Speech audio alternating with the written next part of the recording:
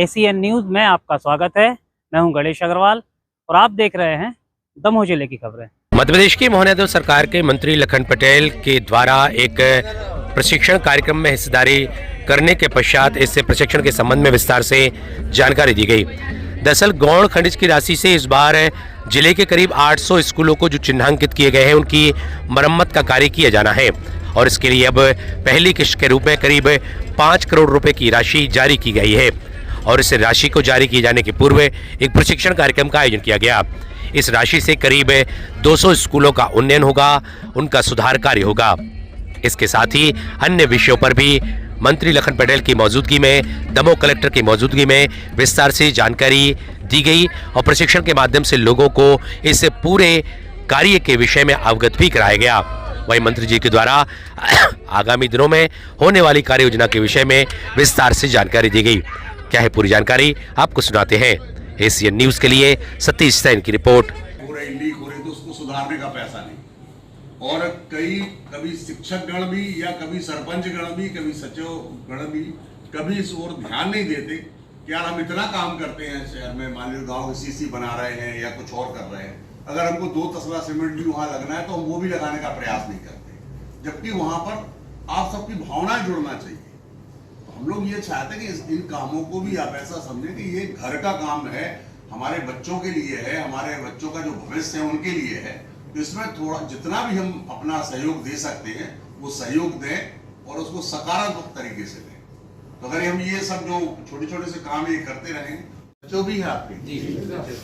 अच्छा, सचिव भी है। तो ये जो राशि आपको ये मालूम चल गया होगा, इतने में काम सब हो जाएगा। एस्टीमेट जो बना है, क्योंकि ये सर्व शिक्षा वाले जो लोग हैं ये सब आपका मूल्यांकन करेंगे। दूसरी बात, सबसे महत्वपूर्ण बात जो है वो इसलिए सबको बुलाया है और हम लोगों ने किया है कि ये पैसा किसी दूसरे मद का पैसा, मध्य प्रदेश में पहली बार ऐसा हो रहा है कि गौड़ खनिज का पैसा स्कूलों को लगाया जाए। क्योंकि मेरी बड़ी इच्छा थी, क्योंकि जहाँ भी गांव में जाते हैं तो सबसे पहले यही होता है कि साहब स्कूल की हालत देख लो साहब कैसी है। कई जगह देखा कि स्कूल मतलब पानी टपक रहा है, कई जगह ये स्थिति के नीचे पूरे खड्डे हो गए, पता लगा दीवार क्रैक है, सांप निकल आया, ऐसी भी स्थिति कई जगह देखने को मिली है। तो जहाँ अपने बच्चे पढ़ते हैं वहाँ तो कम से कम ठीक स्थिति हो। तो कलेक्टर साहब से भी बात की और हम सब 5-4 विधायक और सांसद ने मिलकर ये तय किया कि ये राशि अपन जारी करें। तो एक बात तो हम लोग खाते हैं, लड़का मैं नाम तो भूल रहा हूँ उसका, हाँ निर्मल है, वो बड़ा कोटा करेंगे। आप स्कूल जाके देखोगे तो आपकी तबीयत खुश अपने आप लगेगा स्कूल में क्या कर रहे हैं। मतलब इतना अच्छा उसने अपनी तनख्वाह से सब काम करा है। आप कहीं मैट बिछी दिखेगी स्कूल में, कंप्यूटर, चेयर्स अच्छी बढ़िया, सब कुछ अच्छा उसने अपने पैसे से करके रखा। शासन जितना देता, कभी हमने भी पैसा दिया विधायक निधि से, 100% उपयोग। जब वो आदमी कोई अपनी तनख्वाह से लगा सकता है तो बाकी काम तो वो कर ही सकता है। मैंने नाम उसका इसलिए लिया तो उसने ऐसे एग्जाम्पल सेट करने वाला काम किया, तो हम सब भी कर सकते हैं। हम एक बार देखें करके। मेरा प्रयास ये है कि ये होने के बाद हम आंगनबाड़ियां लें और आंगनबाड़ियों को भी बिल्कुल 100% ठीक करें। फिर उसके बाद कई जगह पंचायत भवन है, पंचायत भवन बहुत पुराने बने हुए लेकिन रिकॉर्ड में वो अभी भी है, लेकिन वहां ऐसी स्थिति नहीं है कि खपड़े वाले भी है, बैठ नहीं सकते। तो शासन का ऐसा मानना है कि जहां पे ऐसे पंचायत भवन अगर हैं तो उनको प्रशासनिक तरीके से जो सिस्टम है उसका खत्म करने का, वो सिस्टम में अपन ले आए और उस सिस्टम को करके और फिर पंचायत भवन अभी बहुत सारे स्वीकृत हो रहे हैं। लगभग 90% पंचायत भवन अपने पूरे प्रदेश में बन जाएंगे। प्रहलाद पटेल जी ने भी बहुत लंबी सूची जारी की है और मेरे ख्याल दमोही में 30-40 होंगे, 7-8 तो मेरी विधानसभा में है। वैसे सबके मिलाकर मुझे लगता है 30-35 पंचायत भवन होंगे, बहुत कम बचे हैं। तो सरकार भी काम करना चाह रही है और आप लोगों से भी यही अपेक्षा करती है कि अपन उसको क्वालिटी से समझौता ना करें। सीधे बताइए, कलेक्टर साहब बताइए, मुझे बताइए, चाहे वो मूल्यांकन करने वाला हो, चाहे वो टीएस करने वाला हो, चाहे एएस करने वाला हो, कोई भी आदमी इसमें अगर कुछ गड़बड़ करने की बात करता है तो आप सीधे बिल्कुल तुरंत बताएंगे साहब ये ऐसी, उसके खिलाफ सख्त कार्रवाई करेंगे कोई भी। तो ये राशि हम लोग कितना काट पीट के कहीं से ला रहे हैं इसको, और हम लोग की इच्छा ये है कि ये स्कूल सारे अभी सुधर जाए, इसके बाद फिर आंगनवाड़ी ले लें। पता है इन 2-3 सालों में जो हमारी मेन समस्या है, आप लोग सब सरपंच है, सचिव जानते हैं गाँव में आंगनवाड़ी की स्थिति क्या है। कई जगह आंगनवाड़ी की भी यही स्थिति है कि दीवार छिल गई, कुछ बैठने में दिक्कत हो रही है, फर्श नहीं है नीचे। तो ये ठीक तरीके से हो जाए।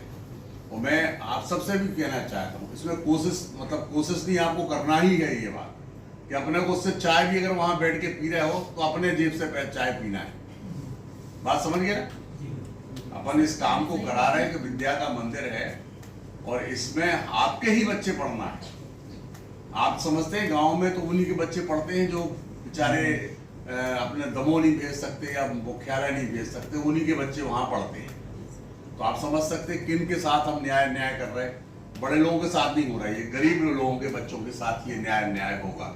तो आप, मेरा निवेदन है कि जो भी है अपनी वहां बैठ के काम देकर चाय भी पिए, तो अपने पैसे से पिए। दूसरी बात, हम लोगों ने ये भी कहा है, कमेटी बनाई है अपन ने हर स्कूल की। देखिए, जैसे आपको शायद जानकारी होगी, पहले हम लोगों ने करीब 2-3 महीने पहले बैठ के सारे विधायक सांसद जो मीटिंग हुई थी एक, उसमें हम लोगों ने तय किया था कि गौड़ खनिज की राशि से जो पहले पुल पुलियाँ और दूसरे कामों में उपयोग करते थे, तो मैंने निवेदन किया सभी से और कहा, तो सब लोगों ने सहमति दी कि हम इस पूरी राशि से स्कूल ठीक कराएंगे। क्योंकि गांव में स्कूलों की स्थिति कई जगह अच्छी नहीं थी, लेकिन जहां अच्छी भी नहीं है तो वहां पर कोई ऐसी राशि नहीं आती शासन से कि इसके उसकी मरम्मत कार्य करा सकें। और मरम्मत कार्य की राशि मान लीजिए 50 लाख रुपए आ भी गई तो कितने स्कूल ठीक होंगे और कितनी स्थिति में ठीक होंगे। तो हम लोगों ने ये तय किया कि सारे स्कूलों के एस्टीमेट बनवा लें।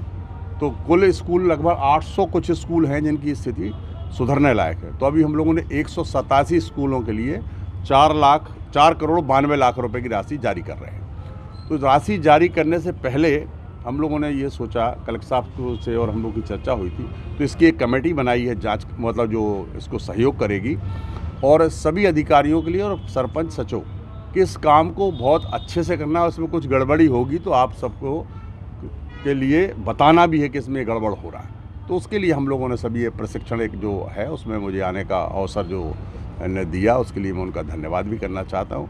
और ख़ासतौर से आज दमोह विधानसभा के लोग थे तो जिनके साथ बहुत दिनों बाद मिलने का अवसर मिला, तो उसके लिए मैं उनका धन्यवाद करें। और ये बहुत अच्छा कार्य जो हो रहा है गौड़ खनिज से स्कूलों की मरम्मत का, मैं इससे बहुत अंदर से गदगद हूँ।